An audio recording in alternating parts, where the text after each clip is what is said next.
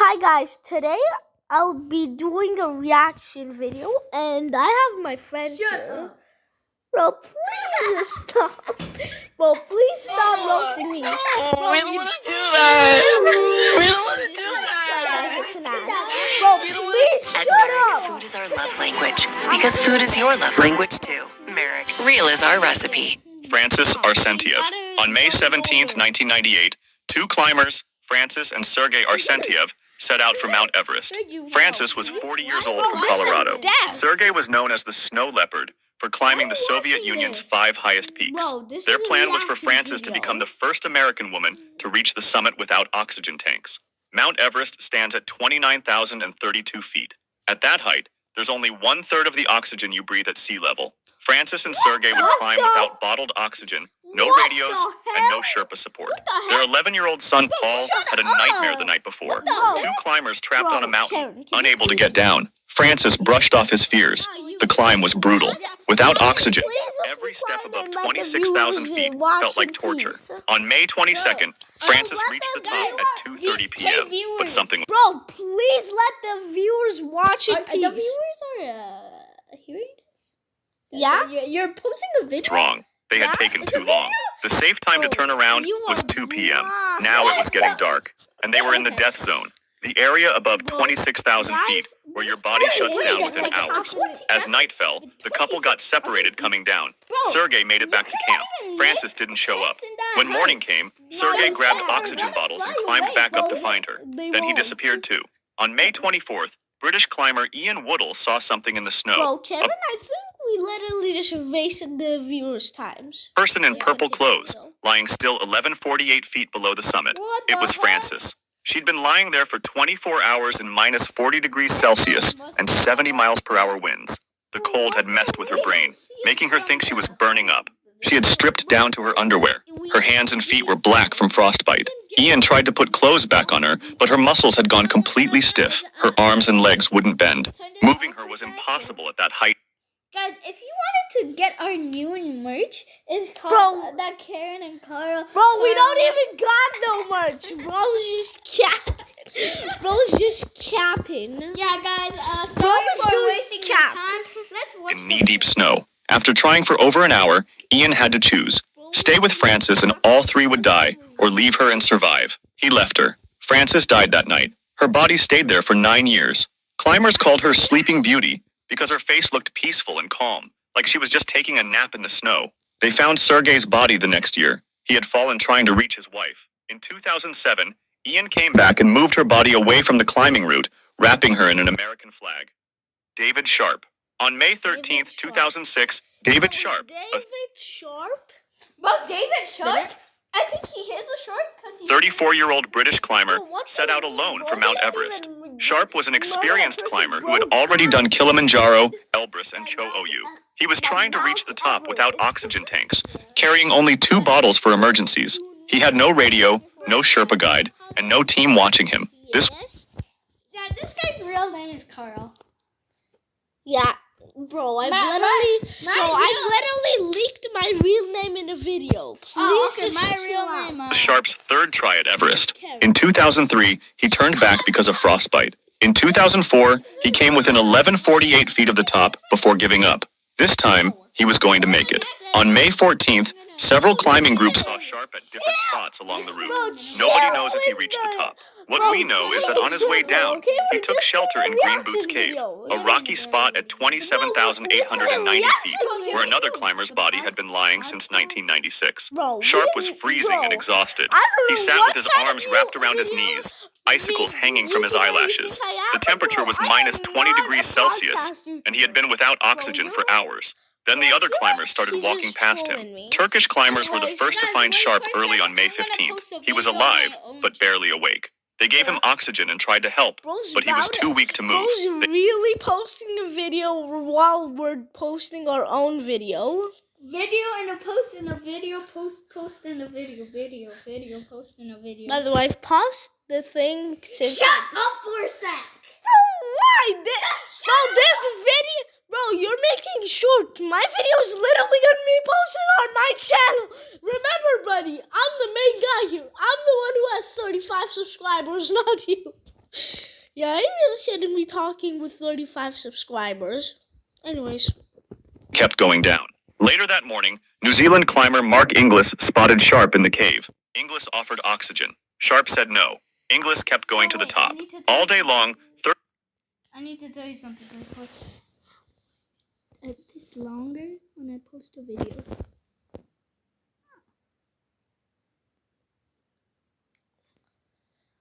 Guys, I don't know how to help this guy post a video. I am feeling like an idiot since I post videos myself.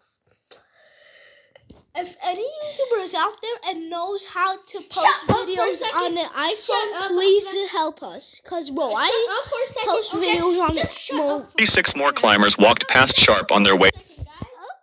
Okay. Bro, you don't gotta keep on saying shut up, okay? Fine. Okay. Guys, this guy's capping.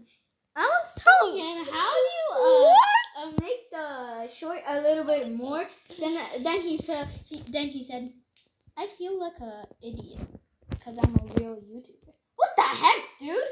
Bro's literally filming a video right now. Bro, I actually don't know.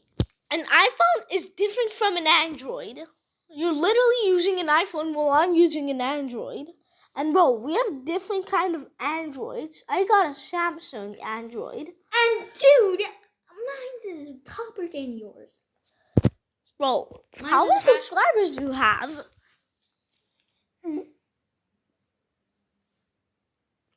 Bro doesn't even got subscribers. Okay. Bro, my dad's channel, which is no posts, has more subscribers than this guy. Is so Up or down the mountain. Some tried to give him medicine. Others tried to get him to. Yeah, please stop the video filming. We are filming my video, bro. Yeah, this is, bro. You're not the main. Bro. Yeah, I'm not gonna post. Stand up. YouTube, bro. Almost made me face reveal. Bro, please don't do that. I still haven't shown my face.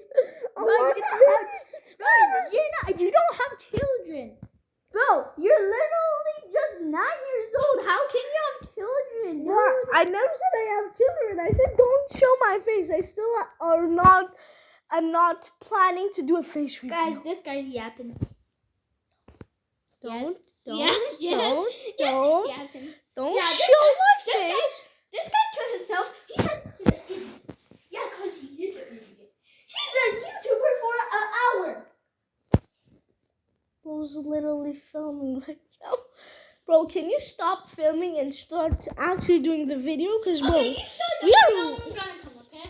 Okay. Just start the video. Most just walked by, thinking he was already dead. By afternoon, Lebanese climber Maxim Chaya found Sharp with his face turned black from frostbite. Chaya stayed with him until he had to leave to save himself. Sharp died on May 15, 2006.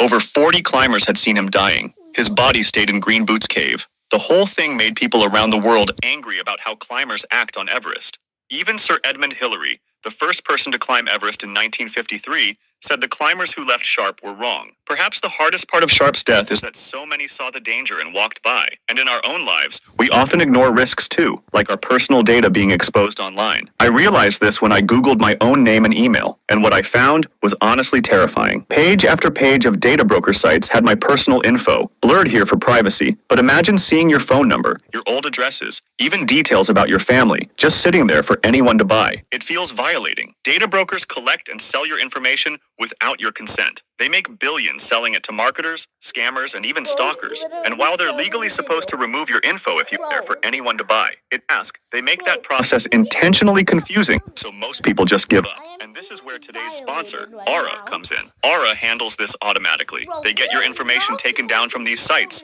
and they keep it off. I use Aura myself, and I recommend it to my family and friends because it's the only way I actually feel protected online. And Aura isn't just about He literally feels like an idiot. Well, he's literally posting a little video of him shocked in a video.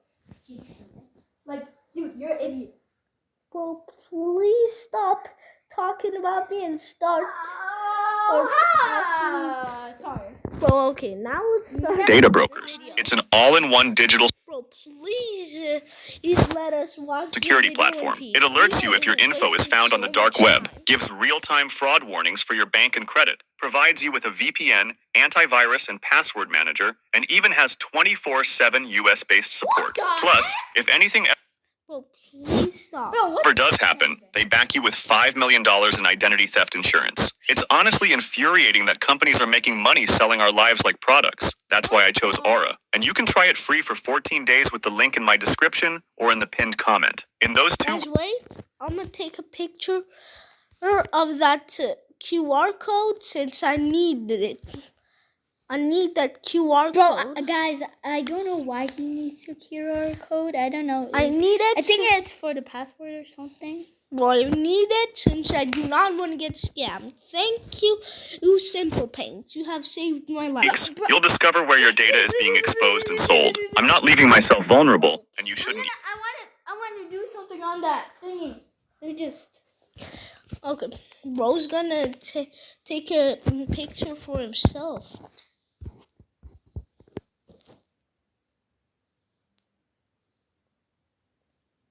Bro, you gotta hit the scan button.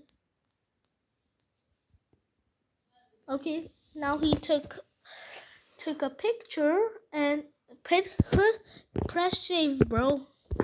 Okay, now back to the video. Thanks to Aura for sponsoring this video. Hannelore Schmatz. On October 1st, 1979, Hannelore Schmatz I think she's German. That name sounds German. and her husband Gerhard went to climb Mount Everest as part of a German group. Hannelore was 39 years old and had climbed big mountains around the world with her husband. They both wanted to reach the top. Gerhard made it to the top on October 1st and got back down safely. He told Hannelore that the weather was getting bad and she should wait, but Hannelore said no. On October 2nd, Hannelore started climbing to the top with American climber Ray Genet and several Sherpas. The weather was terrible. Wind was blowing hard, snow was falling, and it was minus 30 degrees Celsius. But Hannelore kept going. At 1:30 p.m., she reached the top of Mount Everest. She made it, but now she had to get back down. Going down was horrible. Hannelore and Ray were moving too slow. They were tired and running out of oxygen. It was getting dark, and they were still in the death zone above 26,000 feet, where your body dies within hours. The Sherpa guides told them to keep moving. Stopping meant death. But Hannelore and Ray were too weak. They decided to spend the night at 28,000 feet, completely out in the freezing wind and cold. Sungdaer Sherpa, one of their guides, stayed with them. By morning, Ray was dead. The cold had killed him during the night. Hannelore was barely alive. With Sundar's help, she tried to walk down. They made it just 330 feet before she fell down, only 328 feet above the safety of Camp 4. Her last words were asking for water before she died. Sungdaer had to leave her body and keep going down alone. He lived, but lost most of his fingers and toes to frostbite. By the way, if you guys don't know what Pico is, he's my dog, and my friend was talking in Persian. So yeah, if you're Persian, you could understand. But if you're English, sorry, but unlucky. Hannellore's body stayed right where she fell. For years, she became a landmark on the climbing route. Climbers said she sat upright against her backpack, her eyes open, her hair blowing in the wind. We're proud Shut up. She looked like a ghost watching everyone who walked by. In 1984, a big storm finally blew her body away, carrying her down the mountain where she disappeared forever. Flo said, "Oh, shooting," just because my dog. No, I'm gonna help him. Pico almost opened the Sigma door. Let's just use this As protection. Yes, I'm using my sukeri. I'm using my second net to protect my friend. Bro, you don't gotta take the game channel. Hannelore Schmatz became the first woman. He's talking with my grandma in Persian. So yeah. Once again, if you're Persian, well, you can read it. But if you're English, well, unlucky. Bro, stop saying unlucky. Unlucky. Okay, fine. Well, let's get back to the video. Guys, sorry because I'm not here. I'm just watching Pico, his dog. He's basically a little pit bull, but Yeah, teeny he's shrinked. he's a pug. He's a pug that is just really strong. I feel But he's dumb too. yeah, I gotta say he's dumb too. Like he runs, and then he expects not to go head first straight into the wall. Like bro, I've made him go head first straight into the wall like 20 times. Anyways, back to the video. Guys, sorry because I'm not in there. Sorry, but if you guys can still hear me, just watch the video and back to the video. To die on Mount Everest. Rob Hall. On May 10th, 1996, Rob Hall, a 35... So he robbed the hall. No, just kidding. He got murdered by Mount Everest. ...year-old guide from New Zealand led his team toward the hardest mountain to climb Everest. Top of Mount Everest. Hall was one of the best guides on the mountain, having made it to the top 4 times before. His client that day was Doug Hansen, a 46-year-old mailman from Seattle who had tried to reach the summit the year before, but failed. Hall's group was part of a busy day on Everest. Another team, Mountain Madness, led by American guide Scott Fisher, was also trying to reach the summit. Both teams were charging clients $65,000 each for the chance to stand on top of the world. The climb started before sunrise, but problems began early. Safety ropes weren't set up at the Hillary Step, a narrow part just below the summit. This created dangerous waiting lines as dozens of climbers stood in line in the death zone above 26,000 feet. Hall had set a strict time to turn around at 2 p.m., whether they made it to the top or not. But as the day went on, that time came and went. Hansen was having trouble, moving slowly and using up oxygen fast. Bro's literally just pretending to be choked. If you guys are wondering what that sound is, Bro's choking himself. He literally has his hand on his throat right now. Bro's literally trying to troll. Anyways, back to the video. At 4 p.m., way past the safe time, Hansen... Can you please stop choking yourself? That is getting so annoying. Bro, I'll kick you if you don't. Well, he is sleeping right now, so I'll just leave him like that. Finally reached the summit. Hall stayed with him, refusing to leave his client behind. But now they had to get down in the dark, and the weather was getting bad. Then, disaster struck. A huge storm hit the mountain. Winds reached 70 miles per hour. Temperatures dropped to minus... Miles per hour? If you guys don't know how 70 miles per hour is, that means it's like 10 miles per hour slower than a cheetah. And if you guys haven't... 667. Bro, can you stop saying 6'7"? Just say 6'7". Now, you know what? What? 6'7". Hallelujah. Hallelujah. It's 40 degrees Celsius, and they couldn't see anything. Climbers got lost in the storm just hundreds of feet from safety. Hansen ran out of oxygen. You were never dead. You were near the south summit and couldn't go any further. Hall tried to help him down, but Hansen was too weak to move. Both men got... Bro, please. That makes prime? Bro, what? Bro, this is literally brain rotting me too much. I was already brain rotted, but I'm literally getting more brain rotted by the second. Trapped by the storm at 28,000... Remember, I've literally beat this guy in the brain rot battle, and this guy's literally cooking me right now. 700 feet. Hall called base camp on his radio all... Please stop roasting me and get back to the video. I have a strawberry elephant. He has a Sammy Spiderini. Bro is capping. Bro, you have a Sammy Spiderini in your base. Bro's literally capping so hard.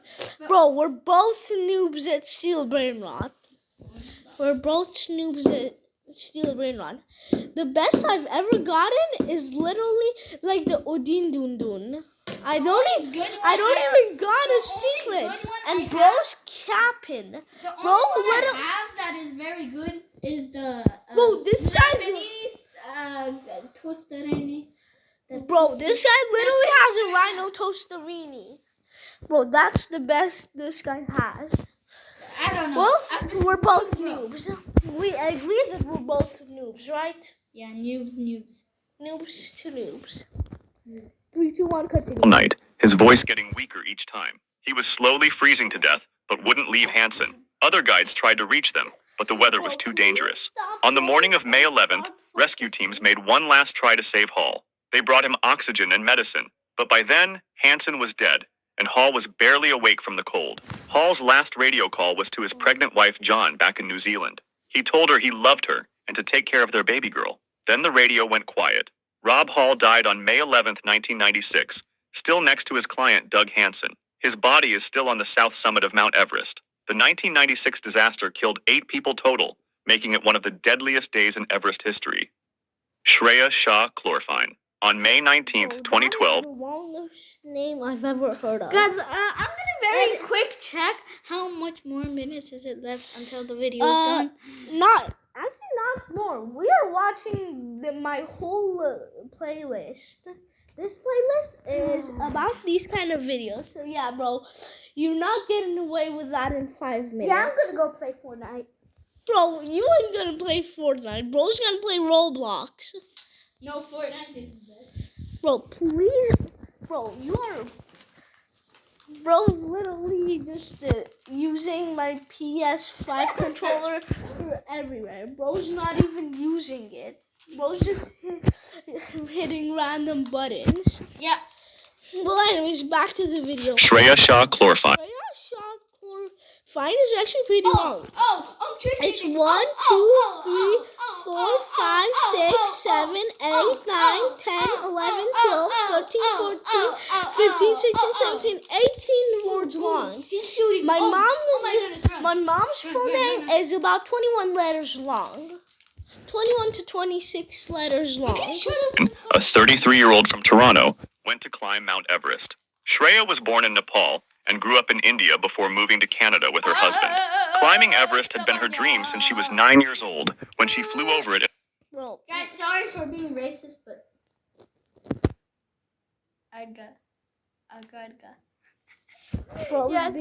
Bro's really being racist. Yeah, sorry guys. Well, Bro, I don't know, dude, guys, I keep searching in YouTube and I keep seeing Indians of kids literally just yelling at the phone that, oh, this scooter is bad, this is bad, that is bad. Bro, can you stop talking and let's get back to the video? But I don't know, why is it always Bro, Indian? Simple Paint has done less talking than us, and bro, we have been talking for a long time. Well, anyways, back to a helicopter with her parents. Shreya had spent $100,000 on this trip, borrowing money against her house to pay for it. She trained by running up hills near her home while carrying a heavy backpack and rock climbing to get ready. But there were warning signs. Shreya was behind in her training, and people really burping. Bro literally burped. warned she might not make it. Her husband Bruce said she never told him about these worries. Bro, please just look at the... What am I doing right now, huh? Bro, you're barely even looking. Less talking, more focusing on my phone. Anyways. On May 18th, Shreya left Camp 4, the last camp before trying for the top. She was part of a group of over 500 climbers going up the mountain that day. The death zone above 26,000. 500? Dude, 500? 500? Bro, 500? 8 people is like 5 times as much friends that I have in Roblox. 500? My friend has about 501 friends, but how many people, like, on Mount Everest, there's gonna be a full line, Bro, like, on the Mount Everest, and bro, everybody's gonna say, there's a crack on Mount Everest, but it's a pile of humans. I feel like the people that aren't in the death zone are gonna see people die, and they're like, yeah, I'm not gonna go there, bye-bye. And Yeah. then just walk down, and then the people behind them are like, yippee. But they don't know the people Well, that stop left talking out and watch the video. Yeah, I should stop talking. 1,000 feet was crowded, and climbers had to wait in long lines. The thin air made Shreya slow down. She was one of the last climbers still going up when others were already coming down. By the time she reached the top at 2:30 p.m. on May 19th, she was way past the safe time to turn around at 2 p.m. Her team leader begged her to go back as she got weaker, but she kept going. She was going to reach the top no matter what. At the summit, Shreya stood holding a Canadian flag, smiling behind her oxygen mask. She had done it, but now she had to get back down. Going down was horrible. Shreya was moving very slowly, and her speech became weird. She couldn't think clearly. She couldn't stand up by herself. The Sherpas had to pull and carry her down the mountain. She had been climbing for 24 hours and was on her 9th bottle of oxygen. Then, to make things worse, a storm hit, making it colder and windier. Shreya fell down and couldn't go any further. Shreya Shah Chlorfine died on May 19, 2012, while coming down from the summit. Her body was found near the climbing route where the Canadian flag. This thing. Bro, it's the yapping. Bro, please stop. Bro, it's the yappity. Bro, please stop.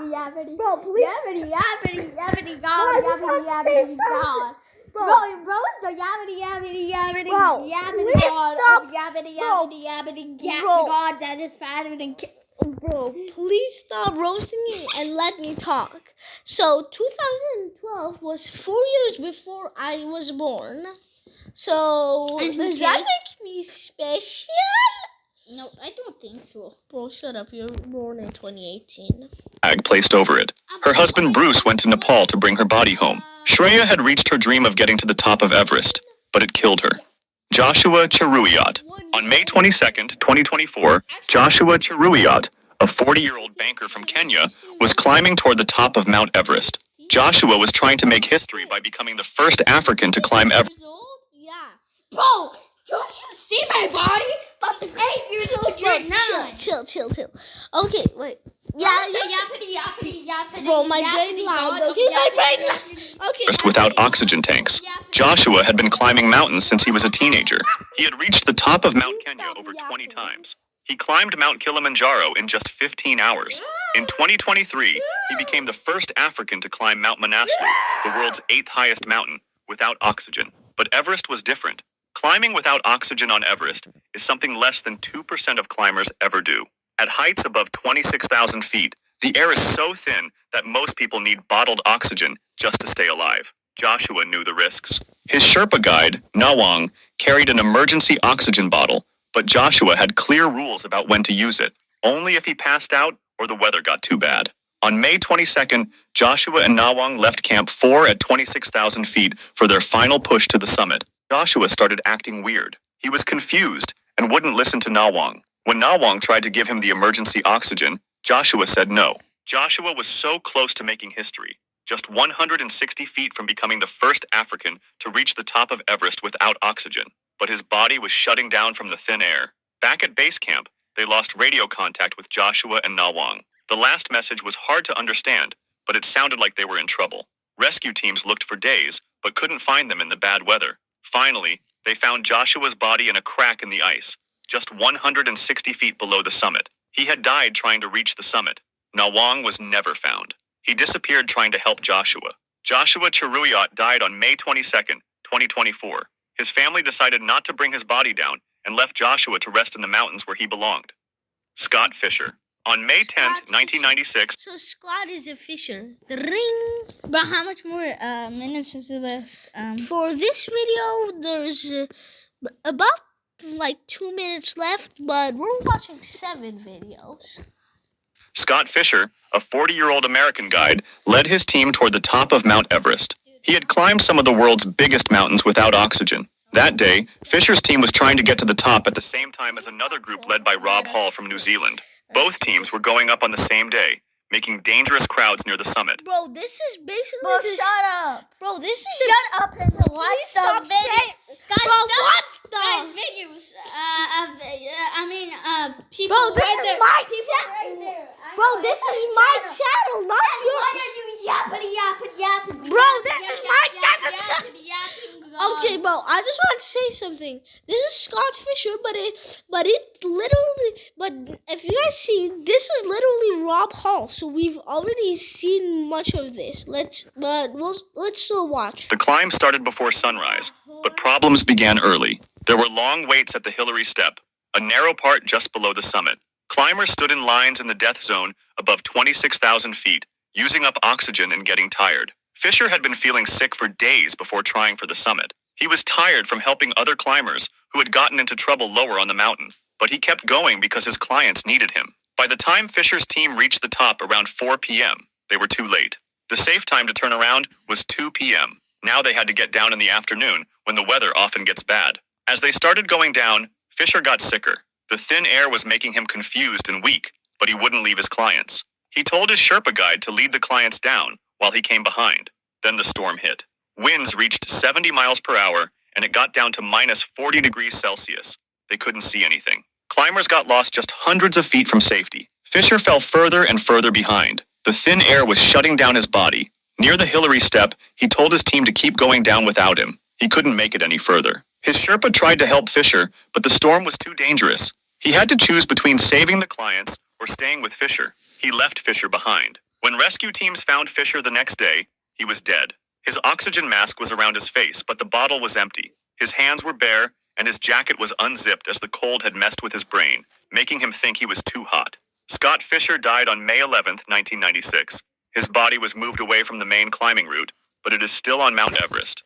If you enjoy... I've been a little too quiet, so I'm just going to speak a bunch of stuff that... Yeah. Enjoyed this video, subscribe for similar ones, and feel free to drop suggestions for the next video in the comments. Okay, let's go to the next video, which is... Excuse me? I just want to tell you guys... I just want to tell you guys, my friend might enjoy this since he likes cars, and this video is about the worst car deaths, and it's about celebrities. Is this company?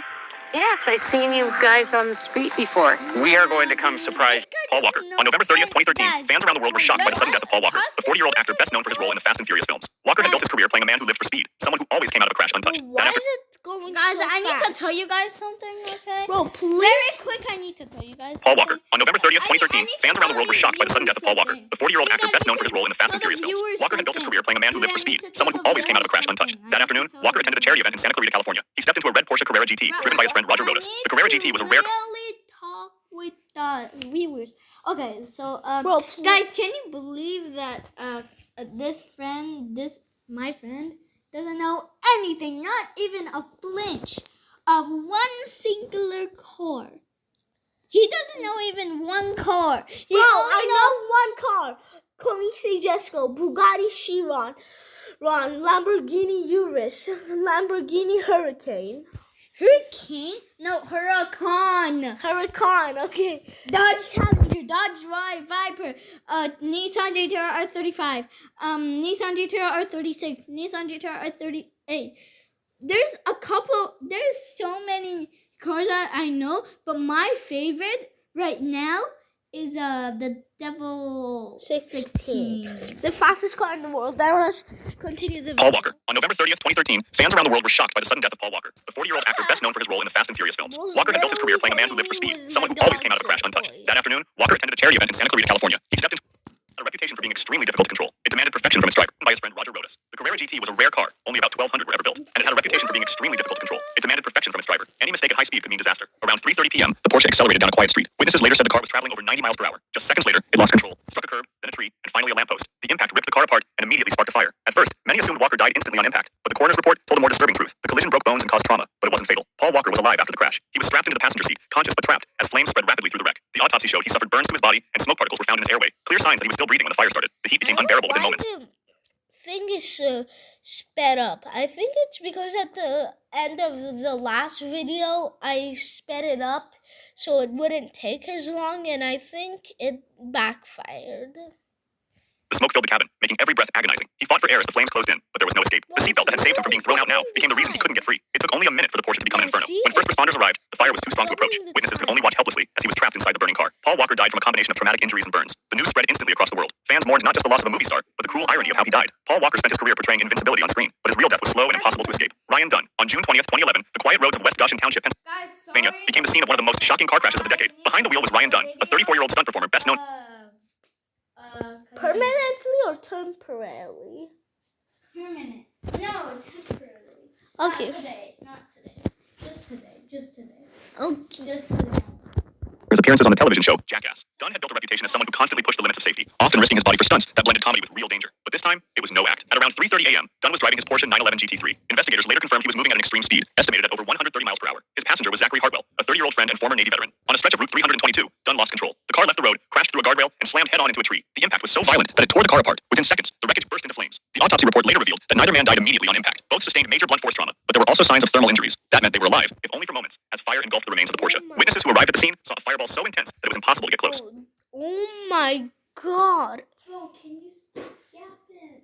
Bro, you literally tried to leave the video. First responders were met with a vehicle already consumed by flames, making any rescue attempt impossible. He died not instantly, but in the chaos of fire and impact, with no escape. His passenger shared the same fate. News of the accident spread instantly across the world. Princess Diana. On August 31st, 1997, Princess Diana left the Ritz Hotel in Paris with her partner Dodi Al-Fayed. It was just after midnight when they got into a black Mercedes-Benz S280 driven by Henry Paul. Paparazzi followed them closely on motorcycles and in cars as they pulled away. Moments later, as the car entered the Pont de l'Alma tunnel at high speed, it lost control and slammed into a concrete pillar. The crash was violent. Dodi Al-Fayed and Henry Paul were killed instantly. Diana survived the impact. When first responders arrived, they found her still alive in the back seat. She was conscious, her head resting against the seat in front of her. According to fireman Xavier Gourmelon, who was among the first on the scene, she looked at him and asked, "Oh my God, what has happened?" Her injuries were catastrophic, but not immediately fatal. The crash had torn her pulmonary vein near the heart, causing massive internal bleeding. From the outside, she appeared shaken but not beyond help. Inside, her body was shutting down. Rescuers worked frantically to stabilize her. She was placed on a stretcher and taken out of the tunnel, still breathing, still aware. In the ambulance, medics tried to control the bleeding and keep her heart beating. For nearly an hour, she fought, slipping in and out of consciousness, her body failing from the hidden damage. At 4 a.m., in the PTA Salpêtrière Hospital, Princess Diana went into cardiac arrest. Doctors opened her chest to try to repair the torn vein, but the injury was too severe. Despite desperate attempts, they could not save her. She was declared dead at 4:53 a.m. News of Diana's death spread around the world within hours. Millions refused to believe it at first, hoping the reports were wrong. In the days that followed, tens of thousands of people brought flowers and letters to Kensington Palace. Her funeral on September 6th was watched by an estimated 2.5 billion. Where my friend is, bro's literally just right next to me scrolling in YouTube Shorts. People worldwide, one of the largest television audiences in history. For many, it was not just the loss of a princess, but the loss of someone they saw as a symbol of compassion and humanity. Dale Earnhardt Sr. On February 18th, 2001, the Daytona 500 was coming to its final lap. The race was the biggest event in NASCAR, and the man in the black number 3 Chevrolet was its most famous driver. Dale Earnhardt Sr. was a legend of the sport, known as the Intimidator for his aggressive style. Fans expected him to finish strong, as he had so many times before. But as the pack of cars rushed toward the final turn, disaster struck. Earnhardt's Chevrolet made contact with another car, lost control, and slammed head-on into the concrete wall at nearly 155 miles per hour. The impact was sudden and violent.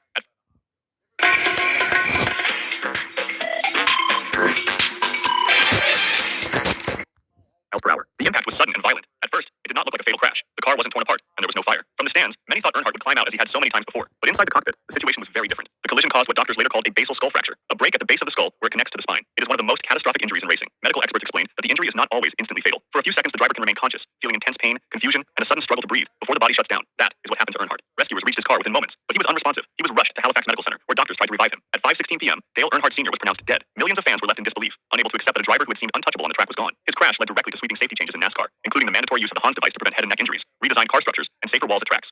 Cut in half. In the early 1980s, police in Germany were called to one of the most disturbing car accidents ever recorded on the country's highways. The crash involved a Porsche 928, a sports car capable of reaching more than 160 miles per hour. It was a car built for speed, but also one that left little margin for error. On that night, the driver was traveling at extreme speed on the Autobahn. Witnesses later said the Porsche was moving so fast that other vehicles looked almost stationary. In a split second, control was lost. The car swerved, hit the guardrail, and struck it with such violent force that the vehicle was torn apart. The Porsche's strong frame was built to protect against impacts, but at such high speed, the human body inside stood no chance. The force of the crash literally cut the driver in half. His upper body remained strapped to the driver's seat, while his lower body was thrown several meters away from the wreck. When first responders arrived, they were confronted with a scene so gruesome that many described it as one of the worst they had ever witnessed. The car itself was shredded, scattered across the road, and what was left of the driver was in 2 separate places. The accident quickly became infamous among German police and highway authorities, not only because of its brutality, but also as a stark warning of what happens when human flesh meets physics at extreme speed. The driver had not been burned, nor crushed slowly. His death was instant, but it was also violent in a way that shocked even seasoned investigators. Roger Williamson. On July 29, 1973, the Dutch Grand Prix at Zandvoort was underway. The race drew thousands of fans who watched from the stands and the grass banks that lined the circuit. Among the drivers was Roger Williamson, a 25-year-old from England who had only just started his Formula One career. He was considered a rising talent.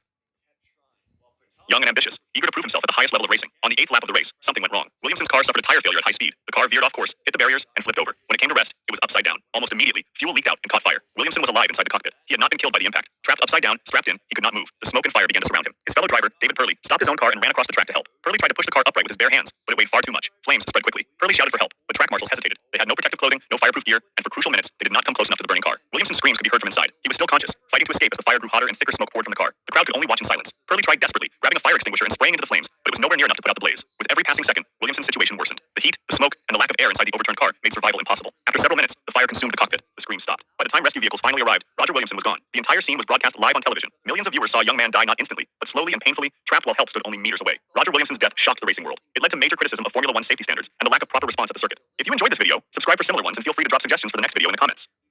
The Batman. On June 28, 2008, 17-year-old... Worst roller coaster death is ever. Start now. Asia LaShawn Ferguson visited Six Flags Over Georgia with his family and church group. The Batman was an inverted roller coaster where passengers' legs dangled freely below the track. During his ride, Ferguson's hat flew off his head. After the ride ended, he wanted to retrieve it. The hat had landed in a restricted area beneath the roller coaster tracks. Warning signs marked the zone as off limits. Ferguson climbed over two 6-foot fences to reach the area where his hat had fallen. As he searched below, another train approached on the track above him. The train was traveling at 50 miles per hour. A passenger's dangling foot struck Ferguson in the head. The impact was instant. Ferguson was decapitated. Witnesses saw the collision. The train continued to the station, while Ferguson's body lay below. Six Flags temporarily closed the Batman ride. It reopened the following day. The park added security around restricted areas and more warning signs. Ferguson's death became one of the most graphic roller coaster fatalities in recent years. The Big Dipper. On May... You're lying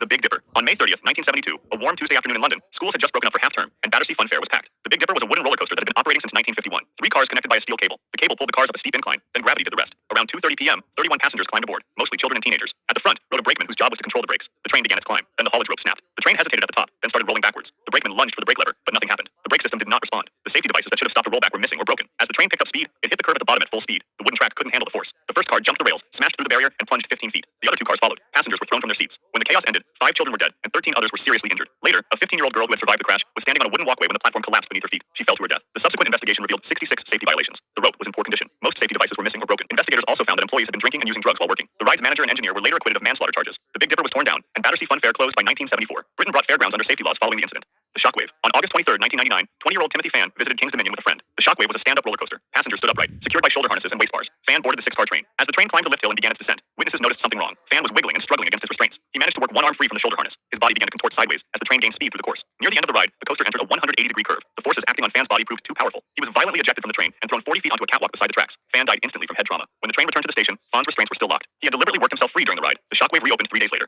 The Mindbender. On June 14, 1986, the West Edmonton Mall in Alberta was packed with visitors. The mall housed an indoor amusement park featuring the Mindbender, a triple-loop steel roller coaster. The Mindbender had 4 cars connected in a train. It reached speeds of 60 miles per hour and took passengers through 3 complete loops. The ride had passed a safety inspection the day before. That evening, Rod Chico and 3 friends climbed into the last car of the train. The train launched and completed the first 2 loops. As it entered the 3rd loop, 4 cap screws in the wheel assembly failed. The last car began to fishtail wildly. The wheel detached from the track. The car derailed completely. The lap bar restraints unlocked, ejecting all 4 passengers 30 feet to the concrete floor below. The train, slowed by the derailment, rolled backwards and crashed into a concrete support pillar. Rescuers found 3 passengers dead. Rod Chico survived, but was critically injured. Both his legs were shattered, along with his ribs, shoulder, pelvis, and lower back. His body was folded in half from the impact. He spent months learning to walk again. The investigation found design flaws in the wheel assembly and inadequate maintenance. The cap screws had worked loose over time. The Mindbender was closed for months while engineers redesigned the system. When it reopened, anti-rollback devices were installed, seatbelts were added, and the train was reduced from 4 cars to 3. The accident became Canada's worst roller coaster disaster.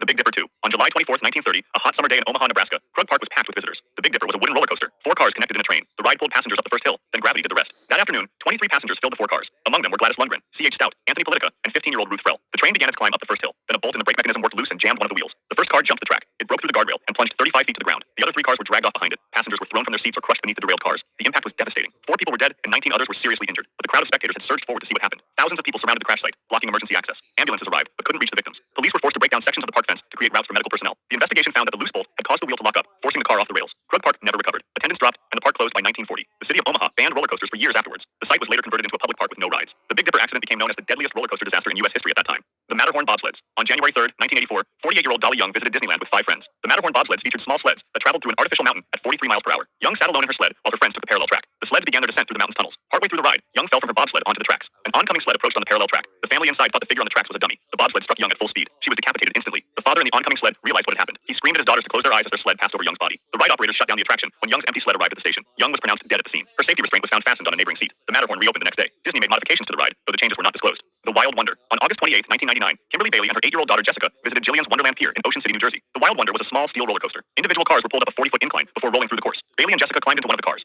As their car neared the top of the lift hill, the anti-rollback mechanism failed. The car lost contact with the lift chain and began rolling backwards down the incline. The car gained speed as it hurtled toward the station. It crashed violently into the loading area at the bottom. Bailey and Jessica were thrown from the car. Both died instantly. The park had replaced the coaster's anti-rollback device with an unapproved, locally made part. The faulty component had failed to engage. The Wild Wonder was shut down and removed. New Jersey upgraded its regulations to require manufacturer-approved parts only. The Derby Racer. In 1911, the Derby Racer opened at Revere Beach, Massachusetts. It featured 2 parallel tracks where trains raced against each other in a figure-8 pattern. The ride had no restraints, no speed controls, and basic wooden construction. Passengers simply held on as the trains raced around curves and hills. Within weeks of opening, disaster struck. A man was thrown from his car during a turn and died. Later that year, the company's own treasurer was killed. He had stood up in his car to lecture passengers about safety when he was ejected from the ride. Authorities closed the coaster and demanded safety improvements. The owners installed primitive brakes and lap bars before reopening, but the deaths continued. On a busy day in 1917, a man lost his hat during the ride. He tried to retrieve it and fell out of his car on a high incline. He landed on the adjacent track. The other racing train struck him at full speed. The wreckage told the story. The impact broke nearly every bone in his body. He died shortly after. Another passenger was thrown from the train in 1929.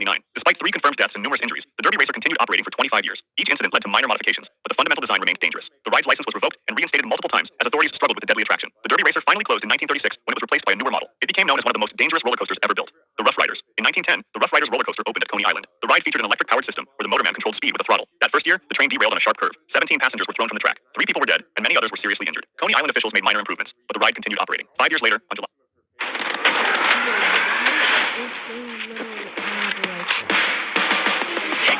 Coney Island officials made minor improvements, but the ride continued operating. 5 years later, on July 27, 1915, 6 passengers boarded the Rough Riders. As the train gained speed down a steep incline, it approached a sharp turn. The motorman took the turn too fast. The train's wheels left the track. The car flipped on its side 30 feet in the air. Passengers were hurled into an iron railing and fell to the ground below. The damage was severe. 3 riders were killed by the fall. 2 others clung to the wrecked car until police rescued them. A woman and her son survived by hanging onto the handrail. A bystander on the ground was struck by a falling body. The Rough Riders had now killed 6 people in 5 years. The ride was shut down after the 1915 accident and dismantled within a few years. The repeated tragedies helped establish early safety regulations at Coney Island, including requirements for better braking systems and restraints. The Fujian Raijin 2. On May 5, 2007, Expo Land Amusement Park in Osaka was packed with visitors for Children's Day. Fujian Raijin 2 was a stand-up roller coaster. 20 passengers boarded the 6-car train, including 19-year-old university student Yoshino Kogawara. The train launched and began its course. As it traveled 131 feet above the ground, passengers heard a loud crack. The second car suddenly derailed. The wheel axle had snapped, causing the car to tilt violently. Kogawara was thrown against the guardrail at high speed. She struck her head and was killed instantly. The derailed car dragged the rest of the train for 984 feet before stopping. 19 other passengers were injured. The investigation revealed extreme negligence. The park had skipped annual maintenance in 2007. The wheel axle had not been replaced in 15 years. Park officials had reported the axle as good condition based only on visual inspection. The axle had cracked from metal fatigue. Proper testing would have detected the crack, but Expo Land had bypassed all safety requirements. Expo Land's attendance collapsed after the accident. The park briefly reopened but closed permanently in 2009 as the owners declared bankruptcy. The Son of Beast. In 2000, Kings Island opened Son of Beast, a wooden roller coaster that reached speeds of 78 miles per hour. The ride had problems from the start, with track malfunctions and rough jolting. In 2001, riders suffered broken vertebrae and a broken neck. Another passenger was hospitalized with back injuries in 2003. On July 9, 2006, 27 passengers were aboard when one train cracked a support beam while passing through the Rose Bowl section. The damaged beam caused the track to sag. When the next train hit the weakened section, the track dipped suddenly. The jolt was brutal. 27 people were rushed to hospitals with chest and neck injuries. One passenger said it felt like hitting a brick wall. The investigation found cracked and splintered wooden support beams throughout the structure. Son of Beast reopened after modification. But another accident occurred in 2009. A passenger suffered a broken blood vessel in her head. The ride never operated again. It was demolished in 2012. Son of Beast had become one of the most notorious failures in roller coaster history. The Cobra. In 2008, the Cobra roller coaster opened at Tivoli Friheden Amusement Park in Aarhus, Denmark. Months after opening, the front car detached from the track. 4 young riders were injured with fractures and concussions. The park made repairs, and the Cobra continued operating. On July 14, 2022, riders felt a jolt and heard cracking metal as the train went through its course. The rear car broke off from the track. The last row of seats detached and hung off the side of the coaster. A 14-year-old girl in the rear car was thrown and killed. A 13-year-old boy next to her suffered a hand injury, but survived. The train ground to a halt. Park staff evacuated the area. The girl could not be saved. The same structural flaw had now caused 2 major accidents. Tivoli Friheden dismantled the Cobra the next day, and the ride was permanently closed. The Cobra had failed twice in identical fashion over 14 years of operation. The Quimera. On September 28, 2019, visitors gathered at La Feria Chapultepec Mágico in Mexico City. Quimera was a triple-loop steel roller coaster. The aging Schwarzkopf model had a history of maintenance issues. That day, witnesses saw the last car of a train shake violently and derail on a turn near the end of the ride. The rear car flipped upside down and detached completely. 2 riders were thrown out from 33 feet. 2 young men, ages 18 and 21, died from head injuries. 2 women were also injured when the car slammed into the structure. The investigation found that a component in the car's axle assembly had broken, causing it to detach. Mexico City authorities immediately closed La Feria Chapultepec. Investigators found multiple safety violations and revoked the park's permit. Within months, the historic amusement park was permanently shut down and dismantled. If you enjoyed this video, subscribe for similar ones and feel free to drop suggestions for the next video in the comments. North Korea. In 2022, a 22-year-old North Korean man was publicly killed for listening to K-pop music. But in North Korea, when you get the death penalty, your whole family gets punished too. When North Korea executes someone, their parents, brothers, sisters, kids, and sometimes grandkids all get thrown into labor camps for life. This has been confirmed by hundreds of people who escaped from North Korea. You can get the death penalty for watching foreign movies, listening to foreign music, making phone calls to other countries, or saying the wrong thing about the government. People who escaped have seen people killed for stealing food or complaining about life. Between 80,000 to 120,000 people are stuck in these camps right now, and many are just relatives of those who were put to death. In these facilities, inmates work up to 20 hours a day, and many die from starvation or exhaustion. In 2013, Kim Jong-un had his own uncle put to death. After this happened, the uncle's relatives and friends were also killed or thrown in prison, proving even important families can't escape this punishment. North Korea puts about 150 people to death every year, using firing squads, hanging, and sometimes bigger weapons. Many of these happen in public to scare everyone else. Iran. In 2024, Iran executed 972 people. That's almost 3 people killed every single day. What makes Iran's death row really cruel? Bro, my home country,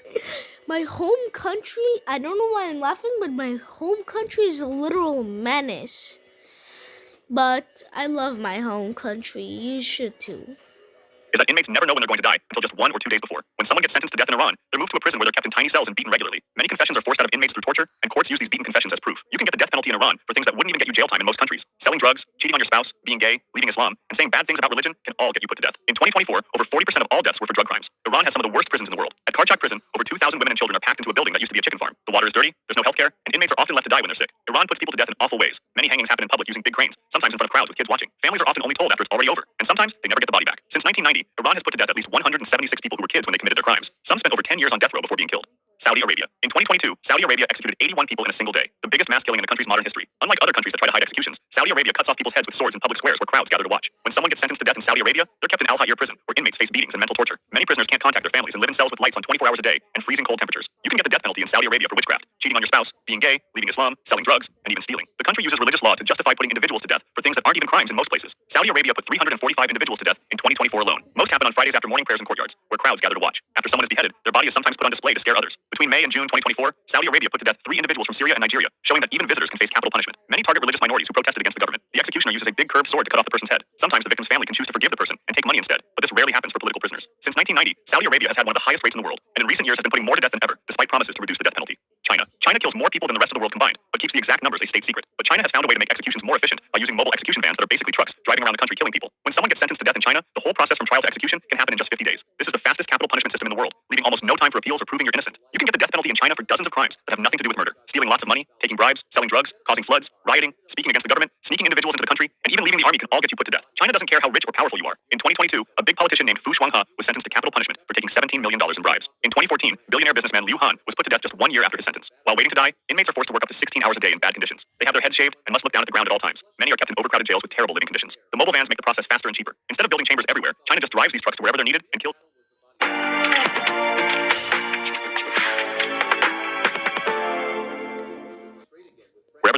individuals on the spot. Since 2007, all sentences must be checked by China's top court, but the country still puts an estimated 1,000 plus individuals to death every year, about 3 executed every single day. Japan. In Japan, death row inmates live every single day, not knowing if it will be their last. While most countries give prisoners weeks or months of notice before killing them, Japan tells inmates they're going to die with just 1 or 2 hours warning. When someone gets sentenced to death in Japan, they're locked in tiny cells under constant video surveillance. They must sit perfectly still from 7 a.m. to 9 p.m. Can't look up, can't lie down, and can't speak unless a guard talks to them first. You can get capital punishment in Japan for murder, treason, and crimes against the state. But unlike other countries, you usually need to kill multiple people to get the death penalty. Only 16 out of 130 sentences since 1993 involved just 1 victim. What makes Japan's system really cruel is the mental torture of never knowing when you'll be put to death. Iwao Hakamada lived under these conditions for 48 years before being found innocent in 2023, making him the world's longest surviving death row inmate. Doctors found he had severe mental damage from decades of this treatment. On July 26, 2022, Tomohiro Kato was put to death for killing 7 people in a 2008 Tokyo attack. Like all Japanese killings, Kato learned he was going to die just hours before it happened. His family wasn't told until after he was already dead. Japan kills people by hanging in special rooms with red boxes marked on the floor. 5 officers hit buttons at the same time, so none of them knows who actually opened the trapdoor. Belarus. In Belarus, death row inmates never know when they're going to die until just 2 minutes before execution. But the real horror doesn't end there, as relatives never get the bodies back and never find out where their loved ones are buried. When someone gets sentenced to death in Belarus, they're kept in a Karen, do you know what most militaries do when somebody has to execute someone? They give somebody a fake gun. So when they shoot, they don't feel as bad, knowing there's a chance they weren't the person who murdered that person. But everybody else might have. Are you still recording out of your 5 video? Yeah, bro. I just wanted to tell, bro. Oh, okay. falling apart old castle in the capital city. Inmates aren't allowed to sit or lie down on their beds except when sleeping. Instead, they're forced to walk in circles inside their cells all day long. You can get capital punishment in Belarus for crimes like treason, sabotage, and trying to take over the government. Belarus is Europe's last dictatorship, and most executions are used to silence political enemies who speak out against the government. Belarus has put over 300 people to death since becoming independent in 1991. The whole process is treated as a state secret. Relatives often don't find out their loved one was killed until weeks or months later when they get a box with the person's stuff. Inmates can only see close relatives once per month, and only lawyers are allowed besides them. Their right to send and get letters is often ignored. Belarus puts people to death with a single gunshot to the back of the head. Before this happens, inmates are blindfolded and never told it's coming. The bodies are never given back to relatives, and burial spots remain a strict state secret, meaning they can never visit graves or get closure. India. In India, death row inmates are forced to live in cells that look out at the prison gallows, a constant reminder of how they're going to die. What makes India's system really twisted is that some prison guards ask inmates to choose them to be the person who kills them, and the guards get paid $270 for doing it. When someone gets sentenced to death in India, they're put in special areas alone. Inmates can only move around freely for 3 to 12 hours per day. The rest of the time, they're locked up by themselves. You can get capital punishment in India for murder, drug crimes, stealing planes, spying, kidnapping, leaving the army, and even taking part in human sacrifice. In 2023, courts gave out 120 death sentences, though most were later changed to life in prison. Indian prisons are packed and dirty, with over 25 million backed up cases. There's no air conditioning even when it hits 113 degrees Fahrenheit. India puts people to death by hanging or firing squad. Inmates are only told when they'll die a few days before it happens. United States. In the United States, death row inmates can wait over 20 years to be executed, longer than anywhere else in the world. Unlike other countries with uniform conditions, each U.S. state treats condemned prisoners differently, with some living in tiny cells without windows or air conditioning. When someone gets sentenced to capital punishment, they're moved to special areas where they spend 22 to 24 hours a day locked up alone. In Alabama, cells can be just 40 square feet, with no windows and no AC, where inmates stand in toilets to cool down during 90-degree summers. You can get put to death for 42 different crimes, including murder, treason, spying, and even mailing deadly things. Capital punishment is legal in 24 jurisdictions, though some like California have hundreds waiting, but rarely execute anyone. The U.S. has 2,213 people on death row right now. The average wait time has grown from 8 years in the 1990s to over 20 years today. About 25% of inmates die from old age before they can be put to death. The most shocking case was George Stinney, a 14-year-old black boy put to death in 1944. He was too small for the electric chair and had to sit on a Bible. The country stopped executing kids in 2005, but Anthony Ray Hinton spent 30 years waiting before being found innocent. There are 5 different methods: lethal injection, electric chair, gas chamber, firing squad, and hanging. Most jurisdictions use lethal injection, but some still let inmates choose how they want to die. If you enjoyed this video, subscribe for similar ones and feel free to drop suggestions for the next video in the comments. Suez Crisis coincidences. British and French forces were attacking Egypt at the Suez Canal. Every time nuclear World War III almost happened. And the Soviet government told the US that they should have teamed up in a military operation to stop this. The Soviets also warned the British and French governments that they were considering non-nuclear rocket attacks on London and Paris if they didn't stop. That night, Suez Crisis coincidences. British and French forces were attacking Egypt at the Suez Canal, and the Soviet government told the US that they should have teamed up in a military operation to stop this. The Soviets also warned the British and French governments that they were considering non-nuclear rocket attacks on London and Paris if they didn't stop. That night, the North American Aerospace Defense Command received multiple messages showing that unidentified aircraft were flying over Turkey. 100 Soviet fighter planes were over Syria. A British bomber had been shot down over Syria, and that the Soviet fleet was moving through the Dardanelles, a passage that goes from Turkey to Europe. At that point, US forces believed these events could trigger a NATO nuclear strike against the Soviet Union. But luckily, nothing happened because it was later revealed that the unidentified aircraft over Turkey were actually just a wedge of swans. The 100 Soviet fighter planes over Syria were just a routine Air Force escort for the president of Syria, who was returning from a visit to Moscow. The British bomber went down due to mechanical problems, and that the movement through the Dardanelles was a scheduled scheduled routine exercise. Greenland's moonrise. The U.S. early warning radar at Thule in Greenland reported to the North American Aerospace Defense Command headquarters in Colorado Springs that they saw dozens of Soviet missiles launched against the United States. The NORAD went into maximum alert, but one factor raised some questions. The Soviet leader, Nikita Khrushchev, was in New York at the time, so it wouldn't have made much sense for the Soviets to attack at that time. This probably saved the world, and it was later discovered that the radar was actually fooled by the moonrise over Norway, with computers misinterpreting this as an all-out attack on the U.S. Goldsboro B-52 crash. An American B-52 Stratofortress carrying 2 Mark 39 nuclear bombs broke up in mid-air near Goldsboro, a city in North Carolina, dropping the nukes too. The first bomb's parachute failed, and the bomb broke apart on impact, while the second one suffered little damage on impact. But 5 of the bomb's 6 safety devices failed during the crash. A later expert evaluation reported that one simple dynamo technology low-voltage switch stood between the United States and a major catastrophe. Omaha's lost connections. The Strategic Air Command's headquarters in Omaha lost contact with the early warning radar in Thule in Greenland, and when they tried to call NORAD headquarters in Colorado to find out what the problem was, the line was dead. Now, it's important to state that the likelihood of communication problems with both locations at the same time was really low, and that the Strategic Air Command was responsible for USA's nuclear weapons like strategic bombers and intercontinental ballistic missiles. At this point, the Strategic Air Command thought that an attack was happening, so their entire alert force was ordered to prepare for takeoff. Fortunately, a US bomber was circling over Thule and made contact with the early warning radar in Thule. The alert was called off. U-2 flights into Soviet airspace. American Lockheed U-2 reconnaissance planes occasionally and unintentionally strayed from Alaska into Soviet airspace, but one time, that happened during the Cuban Missile Crisis in October of 1962. The U-2 pilots were ordered not to fly within 100 miles of Soviet airspace just to be sure, but for some other reason, a U-2 pilot was ordered to fly another route over the North Pole. The Aurora prevented proper navigation, and the plane accidentally strayed over the Chukotsky Peninsula, which was Soviet airspace. So Soviet MiG interceptors took off with orders to shoot down the American U-2. The pilot contacted his US command post, and he was ordered to fly back towards Alaska, but he ran out of fuel while he was still in Soviet airspace. So US F-102A fighters were launched to escort him on his glide to Alaska, with orders to prevent the Soviet MiGs from entering US airspace. But the scary part comes now. The US interceptor aircraft were armed with nuclear missiles, and they could have used them at their own discretion. Luckily, none of the pilots decided to use them. The Bears incident. It was around midnight, and the world was in the middle of the Cuban Missile Crisis when a guard at the Duluth Sector Direction Center saw an unidentified figure climbing the security fence. At that time, United States military planners expected that sabotage operations might precede any nuclear first strike by the Soviet Union. The guard shot at the anonymous figure and automatically activated the sabotage alarm, which automatically set off sabotage alarms at all bases in the area. This led to a big problem because at Volk Field in Wisconsin, the alarm was wrongly wired and the klaxon sounded, which ordered nuclear-armed F-106A interceptors to take off. The pilots themselves were previously informed that there would be no practice alert drills while they were in DEFCON 3, so they actually thought World War III had started and that they needed to use their nukes. When they noticed that there was an error, aircraft were already starting down the runway, so an officer in a car raced from the command center and successfully signaled the aircraft to stop before they took off, which would have caused World War III to start for real. The unidentified figure was a Bear, B-59, and Cuban Missile Crisis. 2 days after the Bears incident, a Soviet B-59 submarine was surrounded by American destroyers near Cuba. This wasn't unusual, as many other Soviet vessels had this happen to them. But this time, the B-59 chose to go underwater to avoid detection, but also not becoming able to communicate with Moscow for many days. Once the Americans noticed that the submarine wasn't coming out, they started dropping practice depth charges to signal the Soviet B-59 to surface, but the Soviet crew thought these were real depth charges. So, with low batteries affecting the submarine's life support systems and unable to make contact with Moscow, the commander of B-59 feared that war had already begun. He ordered the use of a 10-kiloton nuclear torpedo against the American fleet, and they all agreed, but one man refused, Vasily Arkhipov, who was the chief of staff. He convinced the captain to calm down, surface, and make contact with Moscow for new orders, effectively saving the world. In sensitive events like these, it's not uncommon that news sources report things in a different lens based on their political leaning and interests, as we can see it happening right now too. Thanks to services like Ground News, which is also today's sponsor, we can get a more broad look into the news, garnering information from a multitude of sources and getting an unbiased look. For example, we just learned that Trump's, Vance's, and Harris campaign people's phones were targeted by Chinese hackers, and we can see how much the headlines differ based on where the source is leaning politically. 222 sources reported on the topic, mostly coming from Donald Trump. It's important to note, news doesn't tell you what to think. They gather the world's news to help you come to your own independent conclusions. And with notable figures like Trump and Harris often being the target of these misinformation campaigns, follow ground.news/TPE to stay informed with context you can't find anywhere else. Or scan my QR code for 50% off the same top-tier Vantage plan I use for unlimited access to all their features. Was being run at the Morristown facility when an actual satellite had unexpectedly appeared over the horizon, confusing the operators. This could have been prevented by the overlapping radars that were usually used to confirm the appearance of missiles, but they weren't operative. Also, the radar operators had not been informed of the passage of the satellite as they should have been, because the facility that would normally provide that notice had been assigned to other work during the crisis. All of NORAD was alerted, but before any action was taken, NORAD learned that no detonations had occurred at the expected time. Okinawa's incident. On the same day as the Morristown's training tape incident, according to a technician who served there, a mistaken order was issued by the American Kadena Air Base in Okinawa in Japan to launch all their nuclear missiles. A team responsible for 4 nuclear missiles reported that the order's codes were in order, but the local officer in charge did not trust the order, partly because only one of their 4 missiles was targeted on Russia, and he saw no logic why missiles would be launched against China too. Also, at that time, they were only at DEFCON 2. No missiles were launched. The French thunderstorm. French Strategic Air Force's electrical transmissions were disrupted due to a thunderstorm, causing a wartime takeoff order to be displayed. The French Air Force launched a Mirage 4 bomber with an AN-11 atomic bomb, and when they noticed the error and tried to call the crew back by radio, they did not respond. Miraculously, when they reached their refueling zone, they were unable to find the supply plane, forcing them to abort their mission and turn back. Solar flare incident. A powerful solar flare interfered with multiple NORAD radars, including 3 ballistic missile early warning systems that were just upgraded and resumed working a week before. Since these systems were so new, the interference was initially interpreted as intentional jamming of the radars by the Soviets, and thus an act of war. A nuclear bomber counterstrike was nearly launched by the United States, and the Strategic Air Command had prepared to launch fighters before NORAD alerted them of the solar flare. B-52 crash near Thule. A fire broke out on an American B-52 bomber carrying nuclear weapons, and the crew had to eject to save their lives. There had been no time to communicate with the Strategic Air Command headquarters, and the pilotless plane flew over the Thule base before crashing on the ice 7 miles offshore. If the nuclear weapons would have detonated, communication methods would have given an indication consistent with a successful enemy nuclear attack on both the base and the B-52 bomber. It would hardly have been anticipated that the combination could have been caused by accident, because the map of the routes for B-52 airborne flights approved by the president showed no flight near Thule, and the route had apparently been changed without informing the White House. So if the nuclear bombs went off, the US would have probably thought that the Soviet Union nuked them. The highly explosive content of the nuclear weapons exploded, but luckily there was no nuclear detonation. Lockheed EC-121 Morningstar. A United States early warning aircraft was shot down by a North Korean MiG-21 fighter, killing all 31 servicemen aboard. American F-4 Phantom fighter bomber jets at Kunsan Air Base in South Korea were ordered to load B-61 nuclear bombs and began preparations for a nuclear strike against North Korea. Reportedly, President Richard Nixon was drunk when he gave the order for a nuclear attack against North Korea, but an order to stand down was given on the advice of Secretary of State Henry Kissinger. Yom Kippur War.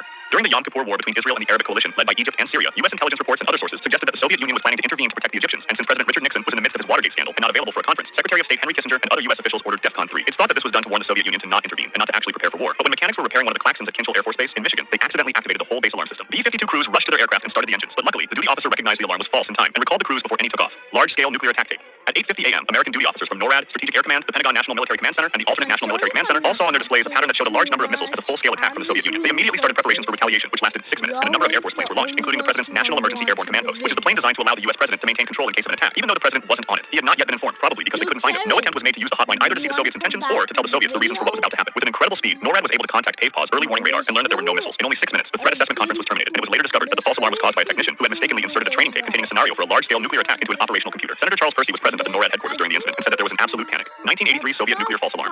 A Soviet early warning satellite showed that the United States had launched 5 nuclear missiles at the Soviet Union, and the Soviet officer on duty, Stanislav Petrov, had only minutes to decide whether or not the satellite data was a false alarm. After he saw that the satellite was properly working according to the procedures, he should have reported an incoming attack, but he went with his gut instinct and didn't do so, since he believed that the United States was unlikely to fire only 5 missiles. He told his commanders that it was a false alarm before he had any evidence, thus saving the world. The false alarm was caused by the reflection of the sun on the tops of clouds. Able Archer 83. Able Archer 83 was a NATO military exercise that simulated a Soviet traditional attack on European NATO forces 3 days before the start of the exercise, chemical attacks 2 days before, and nuclear attacks 1 day before. These simulations included 170 radio silent flights to airlift 19,000 U.S. troops to Europe, equipment that would have been used in a nuclear attack, the descent from DEFCON 5 to DEFCON 1, and the participation from political leaders like Ronald Reagan, Margaret Thatcher, and Helmut Kohl. This, combined with the use of encrypted diplomatic channels between the U.S. and UK, made the Soviets think an actual nuclear attack was about to happen, so they fueled and armed their nuclear aircraft. Once they learned that this was just an exercise, Soviet leaders believed it to be an excuse to hide their real intent of a first nuclear strike. They frantically sent a telegram to its residencies seeking information on NATO preparations for an attack, and they believed that a NATO first strike would take 7 to 10 days to execute from the political decision being made. Luckily, they were cautious enough to not launch the missiles, and they stood down after the 11th of November when the exercise ended. The scariest thing is that NATO was unaware of the complete Soviet response at the time. Norwegian rocket incident. Russian President Boris Yeltsin became the first world leader to activate the Russian nuclear briefcase after Russian radar systems detected the launch of what was later determined to be a Norwegian Black Grant 12 research rocket being used to study the Northern Lights. Russian ballistic missile submarines were put on alert in preparation for a possible retaliatory strike. All of this happened even though Russia was one of the countries earlier informed of the launch because the information had not reached the Russian radar operators.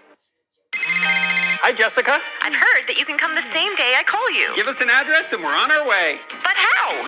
Level 1, Limbo. The first level isn't really considerable hell. This is every level of hell explained in 12 minutes. It's basically Earth, but you can't die, with the only punishment being the knowledge that the current state they're in will be the same for eternity. Dante himself defined it as the place where instead of screaming, there is sighing. It's where unbaptized babies go, and where righteous people who were born before Christ reside, such as Plato and Socrates. Some people actually went from the limbo level to heaven when Jesus died on the cross, since he came down to the limbo and brought them with him. However, they're mostly Old Testament figures like Adam, Abel, Noah, Moses, etc. Julius Caesar is also in the limbo, since Dante was a big fan of ancient Rome, even though he couldn't put him into heaven because he was born before Christ. Minos. Before the first actual level of hell, there is Minos, which is a figure from ancient Greek mythology that judges where people need to go in the underworld based on their actions. Whenever someone comes into contact with him, they can't help but tell the truth. Level 2, Lust. This is where people who've committed sexual sins go, and it's the most used temptation by the devils to bring people into hell. Here we can find great winds, strong like a hurricane, with people who get pushed back and forth constantly without the opportunity of getting some rest. In Dante's Divine Comedy, there's a principle called contrapasso, which means that the punishments of souls need to be done by a process either resembling or contrasting with the sin itself. For this exact reason, people who lived blown about by the passions of love now have to be blown about by actual winds. Some famous figures are found in this layer, such as Dido, Paris, and Cleopatra, who isn't in hell just because she was lustful, but also because she was an enemy of Rome. Level 3, Gluttony. In Level 3, there's a constant pouring of a mixture of rain, sleet, snow, and hail, with people constantly being pelted with ice. It's here that we can also find Cerberus, the 3-headed dog from Greek mythology, who runs around and shreds people to pieces. But since they can't die, they either just regenerate and stay in a loop of suffering for eternity, or just lay there forever. This punishment is because, according to the principle of contrapasso, those who always ate are now being eaten. Most of the people here are laying down and playing dead so Cerberus doesn't get to them. And when it tried to go for Dante, Virgil, who is his guide, threw dirt in its 3 mouths, distracting it. It's at this level that we learn that on Judgment Day, everyone's soul will be reunited with their body and be in a state of perfection. But while perfection sounds good in heaven, in hell, it means perfect suffering.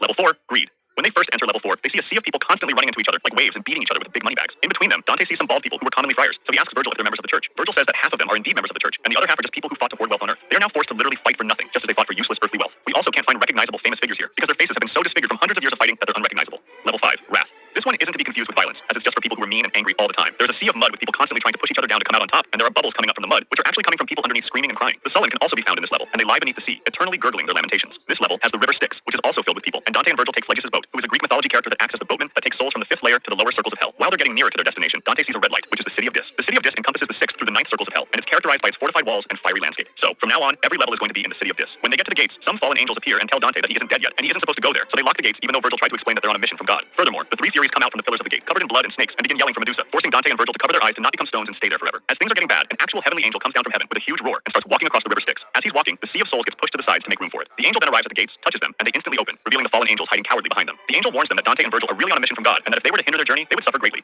Level 6, Heresy. This is the first layer where people are actively sinning against someone else. So from here on, they get active torture and suffering instead of just misery. As they reach Level 6, where the heretics reside, they see tombs cut out of rock laid along each other, where people are laying down, constantly being stoked with flames. There are fallen angel guards who make sure everybody's lying down and properly suffering. We can also find King Frederick II here, since he was in the opposite faction of Dante's when there was a war between the Pope and the Emperor. Level 7, Violence. The 7th level is divided into 3 parts. The outer ring for violence against others, the middle ring for violence against themselves, and the inner ring for violence against God. In the first part, the outer ring, we find the river Phlegathon, made of boiling blood, where people are forced to burn for eternity by the centaurs, who guard it and make sure no one gets out. Alexander the Great is here, since he killed a lot of people. And we learn that the river gets deeper the closer the souls are to the middle, with some people being completely buried, and some being able to take their heads out and breathe. In the second part, the middle ring, there's a dark forest filled with dead trees and harpies, which are human bird amalgamations, flying back and forth. Dante hears lots of screaming, but he can't see anybody, so Virgil tells him to pull off a branch from a tree. When he does so, blood comes out of the tree and it starts screaming. That's because the trees are actually people who committed unalivement, and since they wanted to get rid of their bodies, now they have to spend eternity in something that is not their body. These tree people grow fruits, which are part of their bodies that get eaten by the harpies, causing them great pain. When Judgment Day comes, these trees will have their lifeless bodies hanging from them, making them remember what they have done forever. In the third part, the inner ring, there's a sand pit full of naked people who are screaming the most out of every level yet. That's because there are pieces of fire falling down on the sand, making it scorching hot. Also, if one of the souls gets tired of walking on boiling sand for eternity and it lays down, they would have to stay in that position for 100 years, exposing more of their bodies to the burns. In this layer, we can find Caponius, who's a giant that's laying there and laughing while saying it isn't that bad. He's doing this because he doesn't want to let the Roman god Jove, who killed him, know that he's suffering. We can also see people who stare at purses all the time, and they're the usurers, those who gave out loans with high interest rates, because they defy God's law that each effort gives a result, since they made no efforts and got lots of results. Level 8, fraud. Level 8 is divided into 10 trenches called bolgias, where people who made different kinds of frauds are. The first bolgia is for those who betrayed love. For example, we can find a guy who sold his sister to a lustful man. They are forced to run from one end of the trench to the other, as devils whip them if they go too slow. The second bolgia is for the deceptive speakers, those who lied to get what they wanted, and it consists of a giant pitfall of poop. The idea is that those who behest now are full of BS, always fighting and trying to push each other down. In the third bolgia, we can find the simoniacs, those who sold sacred goods, like holy sacraments or passes to get one's familiars out of purgatory for cash. Dante put them in here because back then, it was a huge problem in the church, with leaders selling pardons. The ground and bottom of the bolgia are on fire, and there are random hot coals that shoot up with flames. The only way to avoid them is to get into holes in the ground, but since they only cover the top part of the body, the feet stay up and get burned. Here we can find Pope Nicholas III, who Dante thought started the trend of getting paid for pardons. The Pope says to Dante that whenever the next pope comes to take his place, he needs to dig deeper underground to leave room for the successor. The fourth bolgia is for sorcerers and seers, basically witches, and the only punishment they have is that their heads are twisted backwards, so they have to walk backwards for the rest of eternity. In the fifth bolgia, the baritors are found, which are people who exchange money for political favors and corruption. They are in a pot of boiling tar, with devils keeping them in with rods. The sixth bolgia, for the hypocrites, is composed of people with beautiful robes from the outside, but ugly on the inside, and really, really heavy. The hypocrites are forced to walk with them on for eternity, and there's also a man crucified in the middle of the bolgia, Caiaphas, the high priest who advised the Pharisees to crucify Jesus. The other robed hypocrites have to step on him with their heavy robes. The seventh bolgia is for thieves, and there are giant lizard snake things that have stingers that turn people into ash. People run with some sort of snake handcuffs behind their back, being stung into ash and regenerating in an eternal loop. In the eighth bolgia, we can find evil leaders and counselors, and we can see a long area with little fires that look like fireflies, while in actuality, there are souls underneath them who burn all the time. Since everyone who led others to death with treachery and leadership is here, we can find Ulysses too, since back then, they thought that the world had a limit, and they thought that Ulysses went onto the sea with his crew until the end of the world, where they fell off and died. In the ninth bolgia, we can find the Sowers of Discord, and there's a sea of carnage that looks like it's from every war in history, with every imaginable part of the body ripped to shreds. It's for people who purposefully caused trouble, and there are demons picking people up, ripping them to shreds, and throwing them into that sea where they lay alive forever, feeling the other body parts being thrown onto them. For some reason, Dante also put Prophet Muhammad from Islam here too. In the 10th and last bolgia, we can find the liars and falsifiers. In a pitch black scenario, Dante had to cover his ears from the shrieking that he heard, and it's because there's a constant pestilence of illnesses far beyond the ones on earth, such as people covered in giant scabs that look like fish scales that itch all over their body that once scratched away bleed and grow back.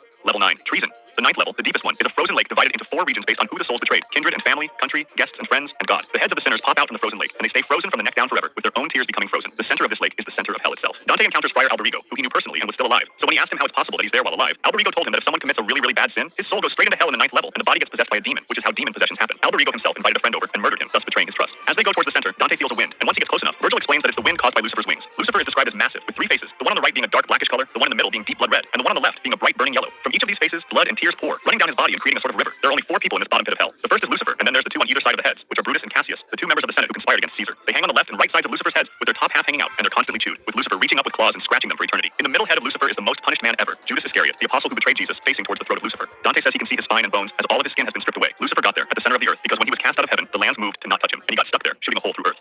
If you want to discuss this video or suggest an idea for the next one, join my Discord, link in the description. There's one last video. Yo, let me get some of those crackers. They're not crackers, yo. Zombie outbreak.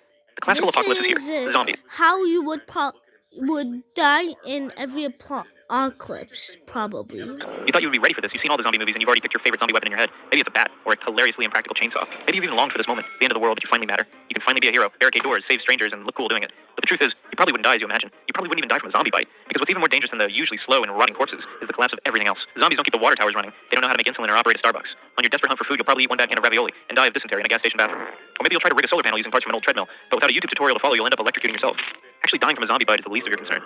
Nuclear war. A full-blown nuclear war would probably kill you and almost everyone you know. But how you die depends entirely on where you are when the bombs drop. First off, you got the quick deaths, the lucky ones. These are people near the detonation. It could be major cities, military targets, or just an unlucky suburb. The sky turns white and you are vaporized instantly. No pain, no fear, just a quick deletion.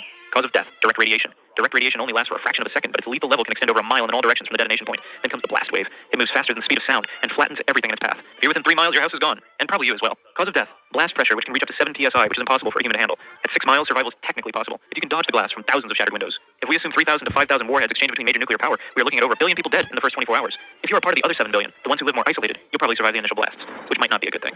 Now you are left to deal with the aftermath. The heat and blast from a nuclear war will be so powerful that they will initiate large and uncontrollable fires all around the earth. If the fire alone won't kill you, the smoke might. 100 nuclear warheads of an average yield of 15 kilotons could produce a stratospheric loading of some 5 million tons of soot. The largest wildfires in modern history released only about 0.02% of the soot that a small nuclear war would inject into the stratosphere. This soot is not only dangerous for your lungs, it's dangerous for the planet. This is a simulation of global smoke coverage just 54 days after a full nuclear exchange. The sun won't reach the earth, wildlife will die, and no food will grow. After 2 years, about 5.3 billion people have perished from starvation. About 2 billion people might survive the first 2 years, but calling it surviving might be a stretch. So yeah, in a nuclear apocalypse, you'll either get vaporized instantly or starve over years. I'll pick the first option, thank you very much.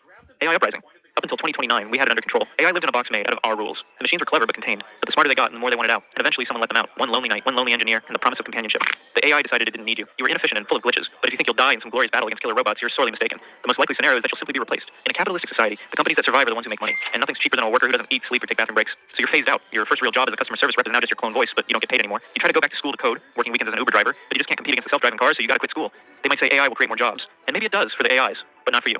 In this apocalypse, you don't get killed. You just run out of options. Global water crisis. Let's get one thing straight. We're not running out of water. Earth is 70% water. We'll have oceans long after we're all gone. But fresh and drinkable water? That's a logistics problem. And logistics kill people all the time. If you were stupid and built your city in the middle of the desert, well, you're going to have to pay to live. It starts slow. Don't water your lawn. Take a shower instead of a bath. Then it gets scary. You're using the same gray water to brush your teeth and clean dishes. You're spending half your paycheck on bottled water if there's any left. Your kidneys start aching. You're lightheaded all the time. And the hospital tells you, sorry, no water for non-critical patients. Meanwhile, the local almond farm is still guzzling millions of gallons to export fruit overseas. And when the public finally riots, the water trucks stop coming altogether. The riots turn into conflict. Now, it's not just thirst, it's violence. If you're lucky, you'll get out before the borders close. If you're not, you'll die dehydrated in a heat wave. Alien invasion. An alien invasion doesn't automatically mean the end of humanity. In fact, alien life might already be here, just not the kind you're thinking of. A Harvard study suggests there could be non-human life forms living underground and on the moon, but they're harmless, quiet, and probably not building spaceships anytime soon. But let's say the real deal shows up. Intelligent little guys with big heads, and for whatever reason, they want Earth. They probably wouldn't show up Independence Day style, blasting monuments and yelling in subtitles. That's way too much effort. If they wanted us gone, they'd never even leave the ship. They could just nudge an asteroid onto a collision course from a distance. Quiet oops. After we're all gone, they come down to scoop up the minerals, assuming that's what they want. If they want the planet intact, there's another way that's probably even worse for us. They send just one alien disguised as a tourist, infected with a virus, something engineered to spread slowly and silently. By the time we even notice, half the planet's infected. And the alien's got the only cure, so you probably just die in your bed. So yeah, unfortunately, the alien apocalypse probably won't involve you being Will Smith beating aliens with your fists. Welcome to Earth. Fertility crisis. What if the world ends not with a bang, but with silence? Global fertility rates have been falling for decades. Fewer and fewer children are being born, especially in the developed world. Most countries are now below replacement level, 2.1 kids per woman. And when you're below that, your population starts to shrink. Eventually, this means your country will have fewer young people supporting more old people. Imagine a country where everyone is retired. Who's left to do the work? But this doesn't really scream apocalypse, right? Until one day, nobody gets pregnant. It starts off with less and less women getting pregnant. You hear of friends that try for years without success. IVF becomes the norm, but it stops working too. Then comes the headlines. First day in history with 0 global births. Governments panic. Scientists scramble. Artificial wombs. Hormone treatments. Nothing works. New laws offer millions in cash to anyone who can have a child, but no one can. Fertility is just gone. And then a miracle happens. A girl named Anna is born, the youngest person on Earth. She becomes famous overnight. Her face is plastered on cereal boxes, school books, and TVs. She becomes the beacon of hope for humanity. But she's not a baby forever. She turns 10 and then 20. The world keeps turning, just a bit quieter now. Society still functions, but people are sad. As the sound of the playgrounds fades, the despair set in. 10 years later, and Anna dies at the ripe age of 30 years, 4 months, and 20 days. The world mourns the untimely death of the youngest person in the world. Nobody knows who holds that title now, but nobody really cares anymore. Everyone knows how this ends. It's just a matter of time. Solar superflare. On a random Tuesday in 2035, a solar physicist in Sweden notices something strange. A sunspot. It's one of the largest ever recorded, and it's swelling fast. Too fast. He checks the readings with a concerned look on his face. This isn't just any solar flare, it's a super flare, potentially 100 times more powerful than the Carrington event of 1859. His throat tightens. He sends out an emergency alert to space weather stations around the world, hoping someone will tell him he's wrong, but no one does. The other scientists confirm it. A coronal mass ejection is coming, and it's aimed directly at Earth. The first wave hits in just 8 minutes, traveling at the speed of light. High-frequency radio blackouts ripple across the globe. Planes in midair lose all communication. Air traffic controllers stare at silent radar screens. GPS goes down. So do satellites. The International Space Station scrambles. Astronauts retreat to radiation shelters. But this is just a warning shot. The real threat is still hurling through space. 1 billion tons of charged solar plasma, moving at 2 million kilometers an hour. The impact can be described as a magnetic punch to Earth's atmosphere. Humans are relatively safe from the punch, but the electricity that we depend on is not. Within hours, millions of people who need power to survive are dead. Hospital patients on life support, ventilators, dialysis, pacemakers. Thousands of crashes from planes, boats, trains, or cars that rely on GPS and traffic lights. House fires and explosions from transformer failures or gas leaks. And without satellites, you can't call an ambulance or a fire truck. A dark planet that will quickly turn even darker. By the end of the week, the death toll climbs into the hundreds of millions. Not from the flare directly, but from everything it broke. Simulation shut down. Hey man, wanna grab some lunch? Yeah, sure. Just give me a sec. If you believe in the simulation theory, we might just go out on such a silly scene as you just saw, which really makes you think about how insignificant our lives might be. But please don't take this video too seriously. Most of these apocalypses are thankfully very unlikely. I left some sources in the descriptions for some of my more bold factual statements so you can dwell deeper. Thanks for watching. Bye. Okay. And now that I'm finished with the video, let's